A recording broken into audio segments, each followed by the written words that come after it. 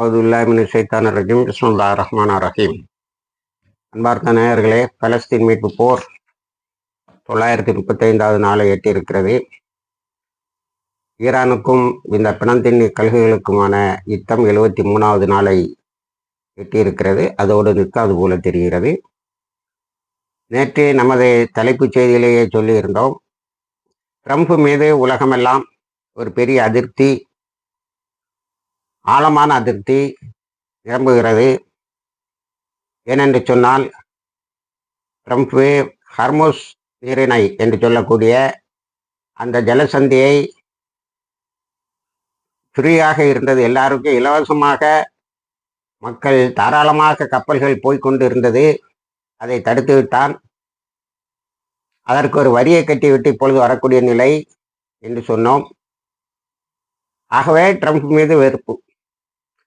அதை நமது பிரதமர் நேற்று 2 நாட்களாக செய்து வருகின்ற பிரச்சாரம் நம்மையும் அது பெரிய அளவில் பாதித்து இருக்கிறது. ஆனால் நமக்கு அந்த வெறுப்பை வெளியிலே சொல்லுகின்ற அளவுக்கு ஒரு பெரிய தைரியம் இல்லை என்றுதான் சொல்ல வேண்டும்.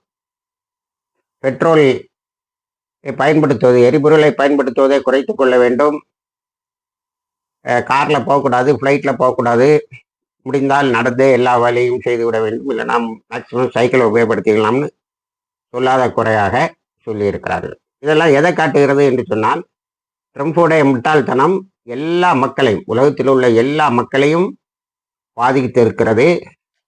நம் நாட்டை பொறுத்த வரைக்கும் ஈரான் நமது நாட்டை அதிகமான மக்கள் வாழக்கூடிய நாடு. அதனால் இவர்களுக்கு பெரிதாக எந்த தடையும் நாம் விதிக்கக்கூடாது என்று சொல்லி இருக்கிறது. சொல்லி எண்ணெய் கப்பல்களையும் அதே போல கேஸ் என்று சொல்லக்கூடிய எரிவாயு டேங்கர்களையும் அனுப்பி கொண்டு தான் இருக்கிறது.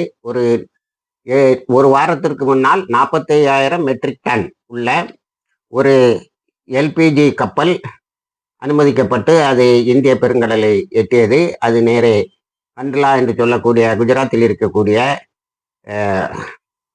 துறைமுகத்துக்கு வந்தது. இதையெல்லாம் நாமும் சொன்னோம். இப்போ உலகமே பாதிக்கப்பட்டு இருக்கிறது என்பதுதான் அதில் மிகவும் முக்கியமானது. உலகத்துக்கே இப்போ ட்ரம்ப் ஒரு பெரிய த்ரெட்டாக இருக்கிறார். அடுத்தால எல்லாருடைய கவனத்தையும் கவர வேண்டிய மிக முக்கியமான விஷயம் என்னவென்று சொன்னால், ட்ரம்புடைய ஃப்ரஸ்ட்ரேஷன், விரக்தி வேறு விதமாக வேலை செய்கிறது. ஈரானில் மீண்டும் ஒரு கிளர்ச்சியை ஏற்படுத்தி அங்கே ஒரு ஆட்சி மாற்றத்தை கொண்டு வருவது, குறைந்தபட்சம் அங்கு இருக்கின்ற யுரேனியத்தை, செறிவூட்டப்பட்ட யுரேனியத்தை திருடுவது என்று இருக்கிறது. அதற்காக குர்திஸ்களுக்கு, அதாவது குர்துகள் என்று சொல்லக்கூடிய ஈரானுடைய பார்டரில் வாழ்கின்ற, ஈரானுடைய பார்டரில் எல்லையில் வாழ்கின்ற அந்த மக்களுக்கு நிறைய ஆயுதங்களை கொடுத்திருக்கிறார். நேற்று என்ன கம்ப்ளைண்ட் ட்ரம்ப் சொல்லியிருக்காங்கன்னா, இந்த ஆயுதங்களை அவர்கள் உடனேயே கொண்டு முக்கியமான ப்ரொட்டஸ்டர்ஸ், அதாவது ஒரு கிளர்ச்சி வந்தால் அதற்கு உதவி செய்யக்கூடியவர்களுக்கு கொண்டு போய் சேர்க்கவில்லை. அதனால தான் நம்ம கிரவுண்ட் இன்வெஷனையும், அதாவது நிலவெளி தாக்குதலையும் நாம் தாமதப்படுத்த வேண்டியது இருக்கிறது என்று ரொம்ப வருத்தப்பட்டு இருக்கிறார். அடுத்து இஸ்ரேலினுடைய பென்கரியன் ஏர்போர்ட்ல கம்ப்ளீட்டா அது அமெரிக்கன் பேஸாக, ஏர் பேஸாக மாறிவிட்டது. அப்போ ஈரான் மீது ஒரு பெரிய தாக்குதலை நடத்துவதற்கு தயாராகிறார்கள். இஸ்ரேலினுடைய பல்வேறு ஹோட்டல்களிலும், அதாவது லக்ஸரி ஹோட்டல், அதாவது உல்லாசமாக தங்கக்கூடிய விடுதிகளில் எல்லாவற்றிலும் இஸ்ரேலர்கள் பண்ணியிருந்த ரிசர்வேஷன் அனைத்தும் கேன்சல் செய்யப்பட்டிருக்கின்றன. அதில் அமெரிக்க இராணுவத்தை கொண்டு வந்து இறக்கி அவர்கள் குடியமர்த்தப்படுகிறார்கள். ஏற்கனவே நாம் ஒரு வாரத்திற்கு முன்னால் இலியாட் இப்போ வேலையை செய்யறதில்ல, அங்கே ரிசார்ட் மட்டும்தான் இருக்குது. அங்கே இருக்கக்கூடிய அந்த பீச் ஓரத்துக்கு இல்லை இருக்கக்கூடிய எல்லா ஹோட்டல்களும் தங்களுடைய வாடிக்கையாளர்களை கூப்பிட்டு, நீங்கள் பண்ணியிருந்த அந்த ரிசர்வேஷன் கேன்சல் ஆகிருக்கு, அது அமெரிக்க இராணுவத்தினர்களுக்காக புக் ஆகிருக்குன்னு சொன்னதும், இதையும் வச்சு பார்க்கும்போது ஒரு யுத்தத்துக்கு, பெரிய தாக்குதலுக்கு தயாராகிறார்கள் என்றுதான் எடுத்துக்கொள்ள வேண்டும். அடுத்தது, நத்தன்யாஹுவும் ட்ரம்பும் ஃபோனில் பேசியிருக்காங்க. ஃபோனில் பேசும்போது நத்தன்யாஹு ட்ரம்ப்கிட்ட ஒரு நிலவழி தாக்குதல் வழியாகத்தான் ஈரானுடைய செறிவூட்டப்பட்ட யுரேனியத்தை நாம் எடுக்க முடியும், அது நம்மளால் முடியும் என்று கன்வின்ஸ் பண்ணி விட்டதாக, என்று நம்ப வைத்து விட்டதாக அந்த முட்டாளை நம்ப வைக்கிறதுக்கு அதிகமாக ஒன்றும் பெரிய ஆர்குமெண்ட் தேவைப்படல. அவனை போன உடனே ரிஜிம் சேஞ்ச் வந்துடும்னு சொல்லி தான் 28 பிப்ரவரியில் யுத்தத்தை எடுத்தாங்க. சயீத் அலி காமினி ஷஹீதாக்கப்பட்டவுடன் பெரிய குதூகலம். அடுத்த நாளில் அவனை அடிக்க ஆரம்பிச்சதுல இருந்தால் அவனுடைய சிஸ்டமே நமக்கு தெரியல. எப்படி அவர்கள் தங்களுடைய பாதுகாப்பை 31 மாவட்டங்களுக்கும் பிரித்து வைத்திருந்தார்கள் என்பதெல்லாம் தெரியவில்லைன்னு சொன்னாங்க. அதே மாதிரி இந்த ட்ரம்பை மீண்டும் நத்தியான்ஹூ உசுப்பி விட்ட மாதிரி தெரியுது. ஆனால் ஒரு விஷயத்தில் அவங்க டாக்ஸ் எல்லாம் ஃபெயில் ஆகுது. அவங்க எந்த நிபந்தனையும் ஒத்துக்கிட மாட்டாங்கிறாங்கல்ல, பாருங்க நீங்கள் என்ன சும்மா இருக்கிறீங்க அப்படின்னு விசுப்பேற்றிருக்கான்.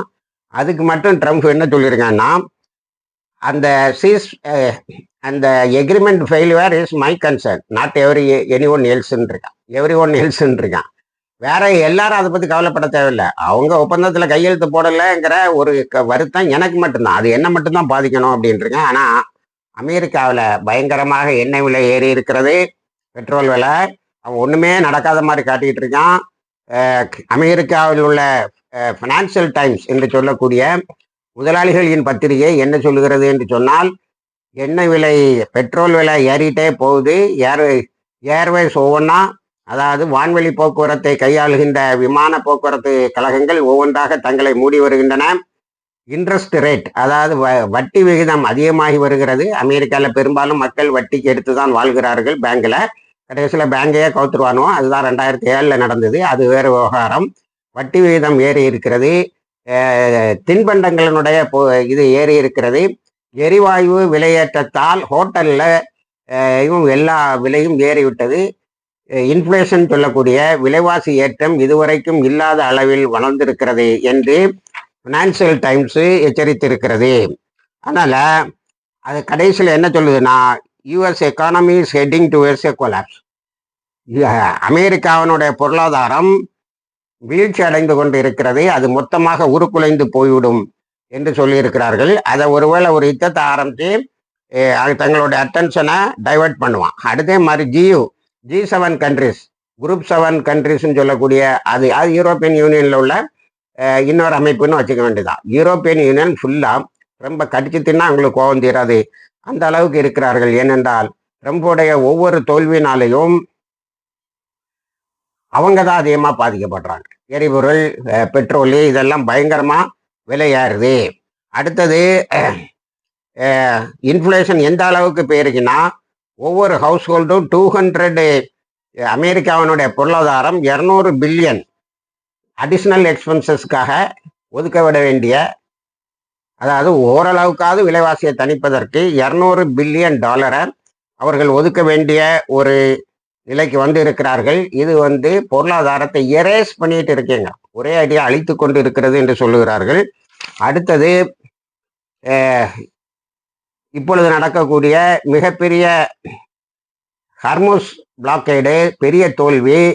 ஹர்முஸ் ஜலசந்திக்கு பதிலாக ஓமன் கல்ஃப் ஆஃப் ஓமன் சொல்லக்கூடிய ஓமன் வளைகுடா வழியாக ஒரு புது வழியை அமெரிக்கா கண்டுபிடித்தது. அதை ஈரான் பிளாக்கேட் பண்ணியிருக்கு, ஒரு கப்பல் கூட அசையலை.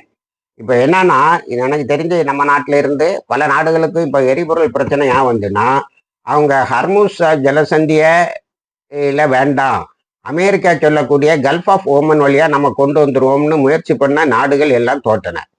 ஹர்முஸ் ஜலசந்தி வழியாக வந்துகிட்டு இருக்கக்கூடிய எண்ணெய் வந்து கொண்டு இருக்கிறது. குறிப்பாக சைனானுக்கு போயிட்டு இருக்கு. இப்போ எந்த அளவுக்கு ட்ரம்ப் பண்ணியிருக்கான்னா, சைனாக்கு கொண்டு போகிற கப்பல்களை பொருளாதார தடைக்கு உட்பட்ட கப்பல்கள்னு சொல்லியிருக்கான். ஆனாலும் அவள் போய்கொண்டு தான் இருக்கிறது. ஆக அமெரிக்காவின் வழியில் போனவர்கள் தான் அழிந்திருக்கிறார்களே தவிர, ஈரான் சொன்ன ஜலசந்தியில் $2 பில்லியன் கட்டிட்டு போகக்கூடிய கப்பல்கள் போய்கொண்டு இருக்கிறது. அடுத்தது இஸ்ரேலில் குவிக்கப்படும் அமெரிக்க படைகள் என்ன கதையை சொல்லுகிறது என்று சொன்னால், லெபனானில் நடக்கக்கூடிய நிகழ்வுகள் மிகவும் முக்கியம். லெபனானுடைய ஃபைபர் ஆப்டிக் எக்ஸ்ப்ளோசிவ் ட்ரோன்ஸுக்கு பதில் இல்லைன்னு சொல்லிட்டு ஃபிஷிங் நெட் இருக்கு பாருங்க, மீன் பிடிக்கக்கூடிய வலைகளை கட்டடத்தை சுற்றி கட்டுங்கன்னு கொடுக்குறாங்க. எவ்வளோ பெரிய டெக்னாலஜி வச்சலாம். டெக்னாலஜியில் இஸ்ரேல் எங்கேயோ இருக்குன்னு நம்பி எல்லாரும் ஏகப்பட்ட பணத்துக்கு கான்ட்ராக்ட் போட்டு இஸ்ரேலுடைய டெக்னாலஜியை வாங்குறதுக்கு முயற்சி பண்ணிக்கிட்டு இருக்கும்போது இனிமேல் நீங்களும் ஃபிஷிங் நெட்டுன்னு சொல்லக்கூடிய மீன் வலைகளை உங்களுடைய கட்டடங்களை மிசில் தாக்குதல் ஏவுகணை தாக்குதல்களையும் ஆளில்லா விமானங்களினுடைய தாக்குதலில் இருந்து காப்பாற்றுகிறதுக்கு வாங்கிட வேண்டும் என்று இஸ்ரேல் விநியோகித்து கொண்டு இருக்கிறது. ஆனால் நேற்று அடித்த அடியில் இஸ்ரேலு மொத்த இஸ்ரேலும் பங்கருக்கு போயிட்டு பங்கர் ஷெல்டர் என்றே அவர்கள் வாழ வேண்டியது இருக்கிறது. இதில் இன்னொன்று என்னன்னா, இஸ்ரேலர்கள் வாயை திறக்க முடியாமல் மூட முடியாமையும் உறக்க சத்தம் போட முடியாமையும் இருக்கிறாங்க. ஒன்று கேக் ஆர்டர். நேற்று அந்த பார்டரில் இறந்தாங்கல்ல இஸ்ரேலிய இராணுவத்தினர், அதை அன்கன்ஃபார்ம்டு நியூஸ் 500க்கு மேலே சொல்லுது. ஒரு மீடியா, விஷுவல் மீடியா 555 என்று எண்ணை போடுகிறது. அதை பற்றி யாரும் பேசக்கூடாது, எந்த மீடியாவும் அதை ரிப்போர்ட் பண்ணக்கூடாது. ரிப்போர்ட் பண்ணால் உடனே கைது செய்வோம் என்று மிரட்டி வைத்திருக்கிறது. அடுத்தது ஒரு பிளானை நத்தியானுக்கு சொல்லியிருக்கான்.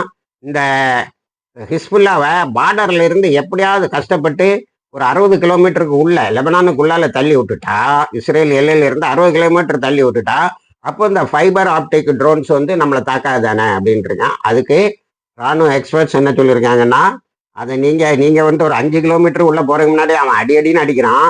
அவன் 60 கிலோமீட்டருக்கு அந்த பக்கம் இருந்து அதை ஏவ முடியும். அதனால அதுக்கு நம்ம ஆன்சர்ங்கிறான்.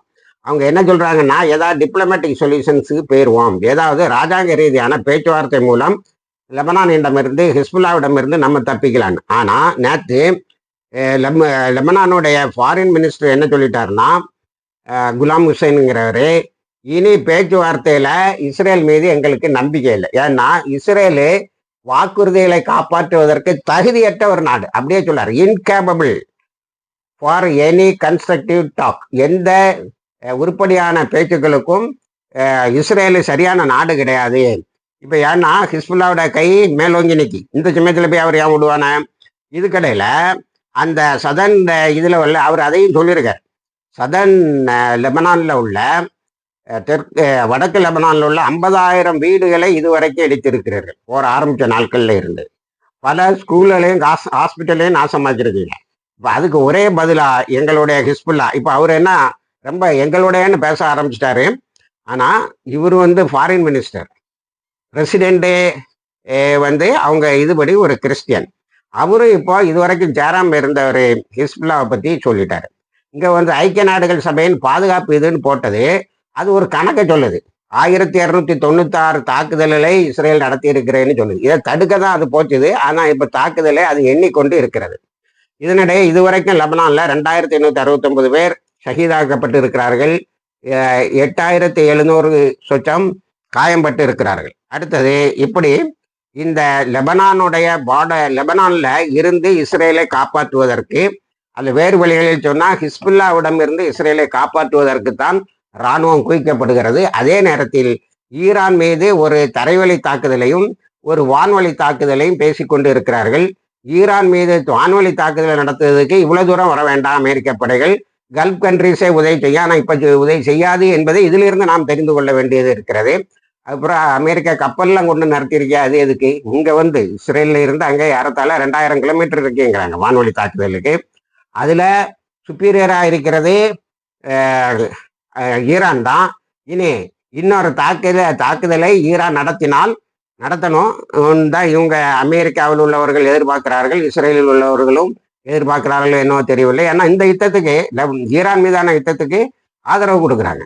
அப்படி ஒரு தாக்குதல் நடந்தால் இஸ்ரேல் இன்னும் அழியும், முற்றாக கூட துடைக்கப்படலாம். அடுத்தது காசாவுக்கு வந்தோம்னா, காசாவில் நேற்றும் கான்யூனிஸில் தாக்குதல் நடத்திருக்கான். 4 பேர் இறந்து இருக்கிறார்கள்.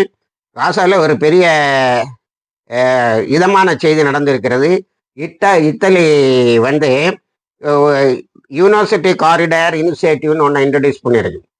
இத்தாலியில் உள்ள பல்கலைக்கழகங்களில் படிக்க விரும்பும் காசாவில் உள்ள மாணவர்களை அழைத்து செல்வது. நேற்று 72 பேர் இந்த யூனிவர்சிட்டி காரிடார் இனிஷியேட்டிவ் அவர்களுக்கு பாதுகாப்பாக அவர்களை ஜோர்டானுக்கு அனுப்பிடணும். ஜோர்டானில் இருந்து, அதாவது அம்மானில் இருந்து, ஜோர்டானுடைய தலைநகர் அம்மானில் இருந்து இத்தாலிக்கு அழைத்து செல்லப்படுவார்கள். 72 பாலஸ்தீன மாணவர்கள். ஃபோட்டோ போட்டிருக்கான். 72ல் ஒரு 65 சகோதரிகளாக தான் இருப்பாங்க போல தெரியும் மாணவிகள். அவர்கள் அமானுக்கு போயிருக்காங்க. அங்கிருந்து இத்தாலியினுடைய பல்வேறு பல்கலைக்கழகங்களுக்கும் போறாங்க. இத்தாலி என்ன சொல்லுதுன்னா, அது அதை ரொம்ப எம்ஃபட்டிக்கா, ரொம்ப அழுத்தமா இயுன்னு சொல்லக்கூடிய யூரோப்பியன் யூனியனுடைய ஃபாரின் அஃபேர்ஸ் சீஃப் என்று சொல்லக்கூடிய வெளிவிவகாரத்துறை தலைவர் ரியாஸ் கல்லா என்ற சகோதரி என்ன சொல்லியிருக்கேன்னா, நாங்கள் காசால் நடக்கக்கூடிய அநியாயத்தை பார்த்துக்கிட்டு எங்களுடைய முகத்தை திருப்பி கொண்டு இருக்க முடியாது. அந்த மக்களுக்கு பயங்கரமான அநியாயம் நடக்கிறது. அதனால் தான் இப்படி அவர்களை இத்தாலிக்கு வரவழைத்து அவர்களுடைய கல்வியை அவர்கள் தொடரட்டும் என்று ஏற்பாடு செய்திருக்கிறோம் என்று. எவ்வளவு பெரிய ஆறுதலான செய்தி! இதுவரைக்கும் 229 மாணவர்கள் உயர்கல்விக்காக காசாவிலிருந்து, அதை தான் நம்ம கவனிக்கணும், காசாவிலிருந்து யூனிவர்சிட்டி காரிடார் இனிஷியேட்டிவ்னு சொல்லக்கூடிய பல்கலைக்கழகங்கள் படிக்க போறவங்களையும் தொடக்கூடாதுன்னு ஒரு எக்ரிமெண்ட் இருக்கு. அதை பயன்படுத்தி இத்தாலி இதுவரைக்கும் 229 மாணவிகளை உயர் படிப்புக்காக அழைத்து சென்றிருக்கிறது. அதுக்கு என்ன அங்கே எப்படி கல்வி இருக்குன்னு சொன்னா, they will learn in atmosphere of safety. பாதுகாப்பு எந்த நேரம் கொண்டு வந்து விழுந்துருமோங்கிற ஒரு அச்சம் இல்லாமல் அவர்கள் அங்கே படிக்கலாம் என்பதற்காக. அன்பார்ந்த நேயர்களே, இப்படி ஒரு வார்த்தையை உலக முஸ்லீம்கள் கவனிக்க வேண்டிய விஷயம். நம்ம நேயர்கள் மட்டும் இல்லை, இப்படி ஒரு வார்த்தையை அந்த அரபு நாடுகள் என்னைக்காவது சொல்லியிருக்குமா? நாங்க பார்த்துக்கிட்டு முகத்தை திருப்பி கொள்ள முடியாது. பார்க்கறான், முகத்தை திருப்பி கொண்டுதான் இருக்கிறார்கள் இந்த அரபுக்கள். சகோதரத்துவம் இல்லை, ஒரு நெய்பர்ஹுட், பக்கத்து நாட்டில் கஷ்டப்படும் இதுவும் இல்லை, எதுவுமே இல்லாத பிணந்தின் கழுகுகளாக அமெரிக்காவுக்கும் இஸ்ரேலுக்கும் உதவி செய்து கொண்டு இருக்கிறார்கள். அதே போல EU என்ன செய்திருக்கிறதுனா, யூரோப்பியன் யூனியன் மேக்கரையில இவங்க யூரோப்பியன் யூனியன் அறிக்கை என்ன சொல்லுன்னா, காசாவில் நடக்கக்கூடிய கூட்டுப்படுகொலைகளையும் அநியாயங்களையும், அதுபோல மேக்கரையில் நடக்கக்கூடிய கூட்டுப்படுகொலை அநியாயம் சொல்றாங்க. இந்த கூட்டுப்படுகொலைங்கிற வார்த்தை இப்பதான் முதல்ல ஐரோப்பிய ஐக்கிய ஒன்றியம் பயன்படுத்துகிறது மேக்கரையை குறித்த வரைக்கும். அப்போ அங்கேயும் பயங்கரமா நடந்துட்டு இருக்கு. இதுல ஒரு கேள்வி வருது, இந்த அப்பாஸ் என்ன செய்யறான்? உலகத்தில் உள்ள எல்லா ஏடும் எனக்கு தான் வரணும், என் வழியா தான் பாலஸ்தீன மக்களுக்கு போகணும்னு சொல்லி பாலஸ்தீன பகுதியில் இருந்து ஐக்கிய நாடுகளால் அங்கீகரிக்கப்பட்ட ஒரு ஆள் அவன் என்ன செய்யறான்ங்கிறது பேச்சே இல்லை. ஆனா யூரோப்பியன் யூனியன் இந்த மேக்கரையில கலாட்டா பண்றான் பாருங்க. அத்தனை இஸ்ரேலர்களுடைய பணமும் ஐரோப்பிய நாடுகளில் இருந்தால் அதை தரமாட்டோம், பொருளாதார தடை விதித்திருக்கிறோம் என்று சொல்லி இருக்கிறார்கள். ஈராக்கில் சீக்கிரட்டா மொசாது போய் ஈரானுக்கு உதவி செய்யக்கூடிய மக்களை டார்கெட் பண்ணியிருக்கு. நேற்று கையும் களவுமா பிடிச்சி எக்ஸிக்யூட் பண்ணிட்டான், நாங்கள் ஸ்பாட்லேயே முடிச்சுட்டானுவோம். சைனா ஒரு 4 பாயிண்ட் ப்ரோக்ராமை சொல்லியிருக்கு. அரபு நாடுகளை ஒன்றிணைப்பதற்கு அரபு நாடுகளையும் ஈரானையும் ரஷ்யாவையும் அது ஒருங்கிணைக்க வேகத்தை பார்த்துட்டு நான் சைனாவுக்கு போய் சீனாவினுடைய தலைவரை பார்த்து, பிரசிடெண்ட்டை பார்த்து இந்த உதவிகளை நிறுத்த சொல்லி, அதனுடைய எந்த சப்போர்ட்டும் கூடாதுன்னு நிறுத்த சொல்லி பேச போகிறேன் என்று சொல்லி இருக்கிறான். சைனா விசா கொடுத்தா என்னன்னு தெரியல, போறேன்னு சொல்லியிருக்காங்க. இணைந்திருங்கள், எல்லா தகவலையும் தருகிறோம். வாஹிர் தவானா அல்ஹம்துலில்லாஹி ரப்பில் ஆலமீன்.